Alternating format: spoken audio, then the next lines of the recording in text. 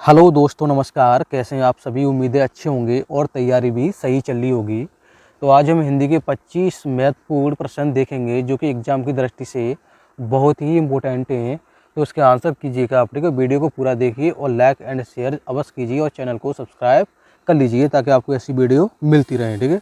तो चलते हैं प्रश्न की तरफ। तो प्रश्न क्या कह रहा है? तो हिंदी के 25 महत्वपूर्ण प्रश्न देखेंगे, ठीक है। हम लोग पूरा वीडियो देखिएगा, प्रश्न बहुत ही अच्छे हैं, ठीक है। तो क्वेश्चन की तरफ चलते हैं। निम्नलिखित में से कौन सा शब्द पुल्लिंग है, ठीक है। यहाँ पूछा रहा है निम्नलिखित में से कौन सा शब्द पुल्लिंग है। तो हिंदी में लिंग दो प्रकार के होते हैं, ठीक है, पुल्लिंग और स्त्रीलिंग। कौन से होते हैं? पुल्लिंग और स्त्रीलिंग, ठीक है। तो वहाँ पूछा जा रहा है निम्न में से कौन सा शब्द पुल्लिंग है। तो ज्येष्ठ, ज्येष्ठ का महीना आता है, ठीक है। ज्येष्ठ महीना होता है हिंदी का, चैत्र भी होता है, बुध दिन होता है, ठीक है। तो यहाँ पर ये सभी क्या है? पुल्लिंग शब्द हैं, ठीक है। ये सभी पुल्लिंग शब्द हैं। तो answer number D is the correct answer. चलते हैं नेक्स्ट प्रश्न की तरफ। क्या कह रहा है प्रश्न? प्रश्न है शिकारी ने शेर को बंदूक से मारा, वाक्य में प्रयुक्त कारक चिन्ह है। शिकारी ने शेर को बंदूक से मारा, वाक्य में प्रयुक्त कारक चिन्ह कौन सा है? तो जहाँ पर साधन की बात, जैसे कि आपको पता है हिंदी में मतलब 8 प्रकार के कारक बताए गए हैं, ठीक है। होते हैं 8 प्रकार के कारक। तो एक होता है करण कारक, ठीक है। जहाँ पर साधन की बात की जाए, ठीक है, किसी भी साधन से काम किया जाए तो वहाँ पर हमेशा कौन सा कारक होता है? तो होता है करण कारक, ठीक है। करण कारक होता है, जैसे मैं कहूँ आपसे करण कारक की विभक्ति क्या है, तो से के द्वारा, ठीक है। से के द्वारा क्या होती है? से के द्वारा, से के द्वारा यानी किसी के द्वारा, ठीक है। या द्वारा बोल दो या से बोल दो, बात एक ही है। तो शिकारी ने शेर को बंदूक के द्वारा मारा या से मारा, ठीक है, बात एक ही। तो साधन की बात, यहाँ साधन है उसके पास, ठीक है, क्या है? बंदूक है। तो यहाँ कौन सा कारक हो जाएगा? हो जाएगा कर्ण कारक, ठीक है। Option number C is the correct answer. चलते नेक्स्ट क्वेश्चन की तरफ। नेक्स्ट प्रश्न है गुरु के समीप रहने वाला विद्यार्थी को हम क्या कहते हैं? एक शब्द में, ठीक है। आप बताइए, गुरु के समीप रहने वाले विद्यार्थी को क्या बोलते हैं? ठीक है। तो उसे बोलते हैं अंतेवासी, ठीक है। क्या बोलते हैं? अंतेवासी। गुरु के समीप रहकर जो शिक्षा प्राप्त करता है या रहता है, कुछ भी करता है, तो उसे बोलते हैं अंतेवासी, ठीक है। ऑप्शन नंबर बी सही है। नेक्स्ट प्रश्न की तरफ चलते हैं। निम्नलिखित में से कौन सा शब्द तत्सम नहीं है? जो शब्द हिंदी से वो जो शब्द संस्कृत से सीधे हिंदी में ज्यों के त्यों प्रयोग में लाए गए हैं वो होते हैं तत्सम शब्द, ठीक है। और जो शब्द संस्कृत से टूट फूट कर, ठीक है, कुछ बदलाव होकर हिंदी में आए हैं उन्हें हम बोलते हैं तद्भव शब्द। तो इसमें आंसर पूछा जा रहा है कौन सा तत्सम शब्द नहीं है। तो आँख, ठीक है, नयन और नेय और घोटक।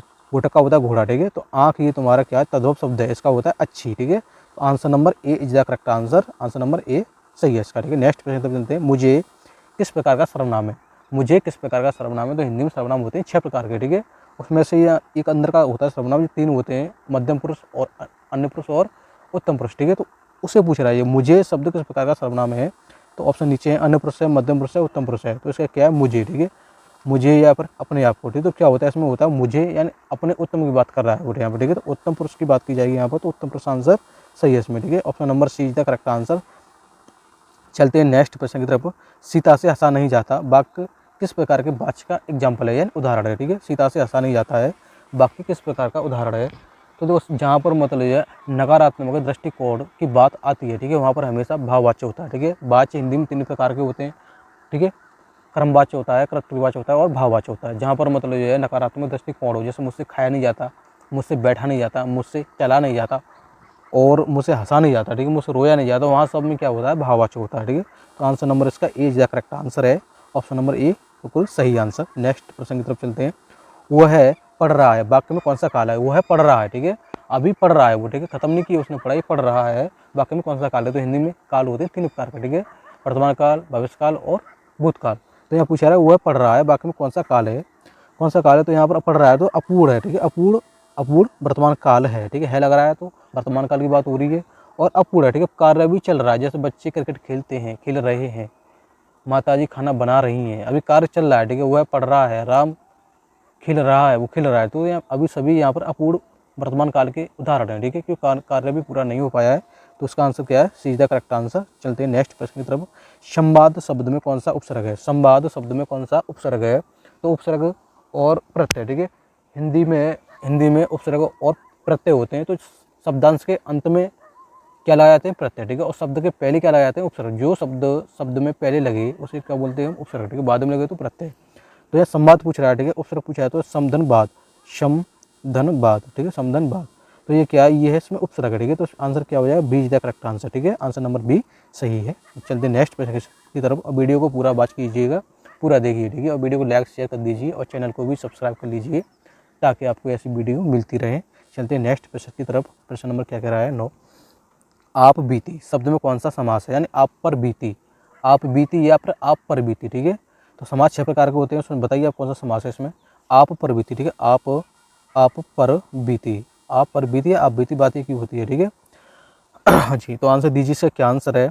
तो आप पर बीती, ठीक है। तो इसमें जहाँ पर कारक विभक्ति आ जाए, ठीक है, जैसे अधिकरण में पर, ये कारक विभक्ति यहाँ आ रही है पर, तो यहाँ पर कौन सा समास हो जाएगा, हमेशा वहाँ पर तत्पुरुष समास होता है, ठीक है, तत्पुरुष समास। तो ऑप्शन नंबर ए सही है इसमें। चलते हैं नेक्स्ट प्रश्न की तरफ। क्या कह रहा है प्रश्न, अंधे की लकड़ी मुहावरे का अर्थ क्या है। अंधे की लकड़ी मुहावरे का अर्थ क्या है। जैसे जानते हैं अंधा आदमी किससे चलता है, लकड़ी से, ठीक है। तो क्या इसका क्या होता है इसका अर्थ, तो एकमात्र सहारा, ठीक है, एकमात्र सहारा। अंधे के लिए एकमात्र सहारा होती है उसकी लकड़ी, उसी से चलता है देख देख के, ठीक है। वो उसकी आंखें नहीं होती हैं तो उसी से चलना पड़ता है। तो अंधे की लकड़ी मुहावरे का अर्थ क्या है, एकमात्र सहारा, ठीक है। चलते हैं नेक्स्ट प्रश्न की तरफ।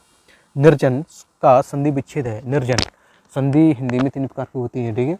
व्यंजन संधि होती है, एक होती है विसर्ग संधि और होती है स्वर संधि, ठीक है। स्वर संधि के 5 भेद भी होते हैं। तो यहाँ पूछा जा रहा है निर्जन का संधि विच्छेद है, तो निह धन जन, ठीक है, निह धन जन, जन, ठीक है, निधन जन, इसकी तोड़ेंगे से तो ये बन जाएगी, ठीक है। तो इसमें क्या है, निधन जन, डी आंसर इसमें सही है, ठीक है। इसमें आ रहा है विसर्ग, तो ये विसर्ग संधि है। पूछा है निर्जन में कौन सी संधि है, तो विसर्ग संधि है, ठीक है। चलते हैं नेक्स्ट प्रश्न की तरफ। 12वां प्रश्न है, क्षेत्र ज्ञानोत्सरा किस प्रकार के व्यंजन है, ठीक है, किस प्रकार के व्यंजन है पूछा जा रहा है यहाँ पर। तो देखो ऊष्म व्यंजन होते हैं सा और हा, ठीक है, तीनों सा और हा ये होते हैं तुम्हारे ऊष्म व्यंजन होते हैं, ठीक है। अंतस्थ व्यंजन होते हैं य र ल वो, ठीक है, ये तुम्हारे अंतस्थ व्यंजन होते हैं। बचे कौन से, संयुक्त व्यंजन, ठीक है, जो जॉइंट होते हैं, संयुक्त यानी जॉइंट, जो दो वर्णों से मिलकर बने होते हैं उन्हें बोलते हैं संयुक्त, ठीक है।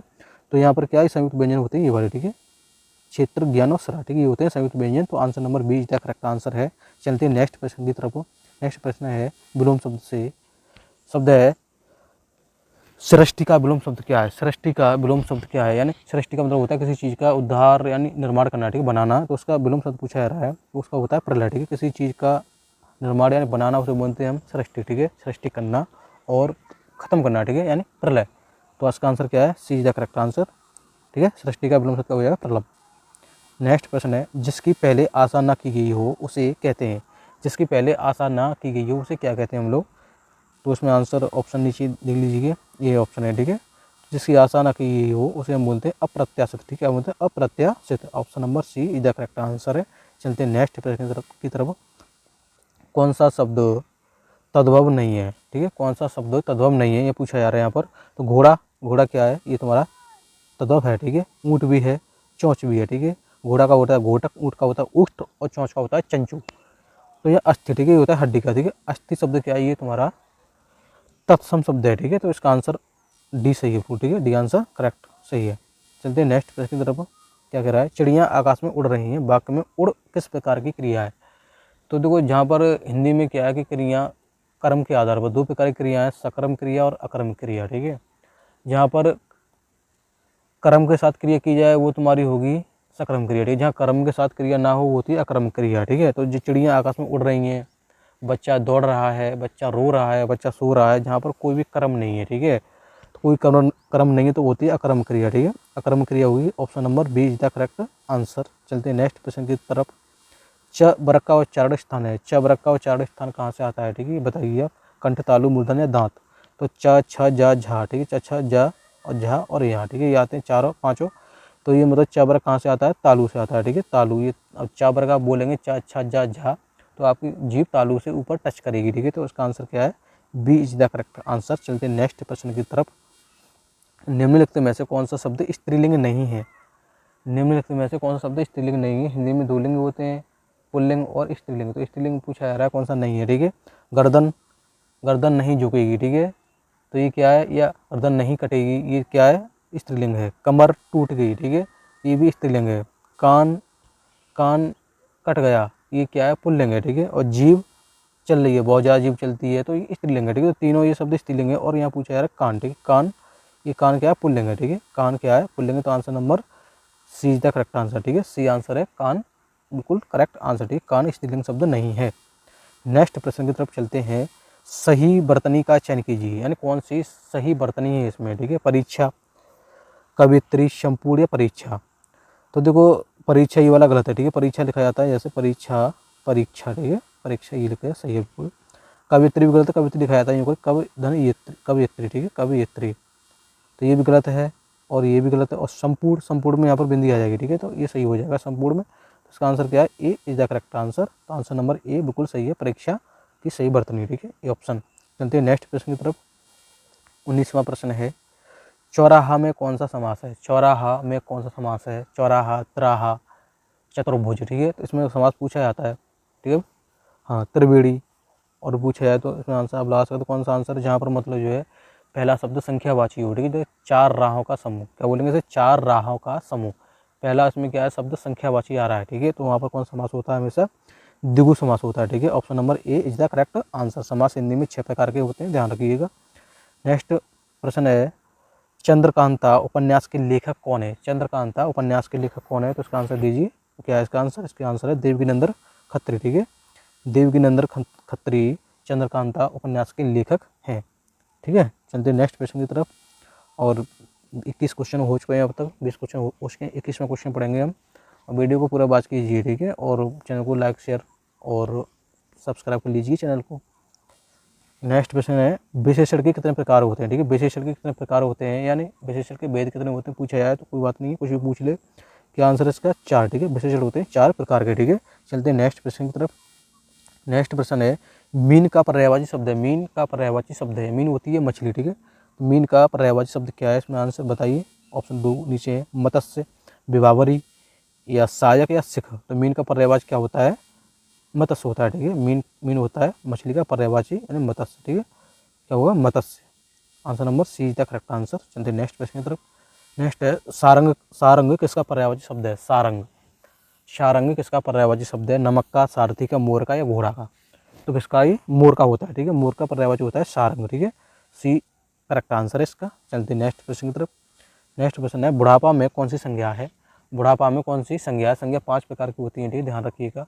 तो यह पूछा जा रहा है बुढ़ापा में कौन सी संज्ञा है, जहाँ हाव भाव की बात की जाए, जहाँ भाव की बात की जाए वहाँ हमेशा भाववाचक संज्ञा होती है, ठीक है। तो ये बुढ़ापा क्या है? भाव है, हम इसे हम मतलब जो है ये भाव एक दिखाता है कि हाँ ये बुढ़ापा है इस आदमी पे या किसी पे भी, ठीक है। तो बुढ़ापा में कोई संज्ञा हुई भाववाचक, ठीक है, भाववाचक संज्ञा हो जाएगी। Option number C is the correct answer. चलते हैं नेक्स्ट प्रश्न की तरफ। आज का अंतिम प्रश्न है और इसका आंसर आप करेंगे कमेंट में, ठीक है, आप इसका आंसर कमेंट में दीजिए और वीडियो को लाइक, शेयर एंड चैनल को सब्सक्राइब कर लीजिए ताकि आपको ऐसी वीडियो मिलती रहे। तो प्रश्न में आपको पढ़ के बता देता हूँ, निम्नलिखित में से कौन सा दीर्घ स्वर नहीं है? निम्नलिखित में से कौन सा दीर्घ स्वर नहीं है? ठीक है, दीर्घ स्वर नहीं है। अ, ये बड़ा है, बड़ी है और ये बड़ा ओ है, ठीक है। तो बताइए आंसर क्या है इसका आंसर आप कमेंट में दे दीजिए, ठीक है, ए बी सी डी जो भी है इसमें आंसर कमेंट में, ठीक है, कमेंट में इसका आंसर करिएगा, ठीक है, सभी लोग, ठीक है। तो आज के क्वेश्चन कैसे लगे आपको कमेंट करके बता दीजिए। Thank you for watching. Video पूरा देने के लिए धन्यवाद। मिलते हैं अगली वीडियो में।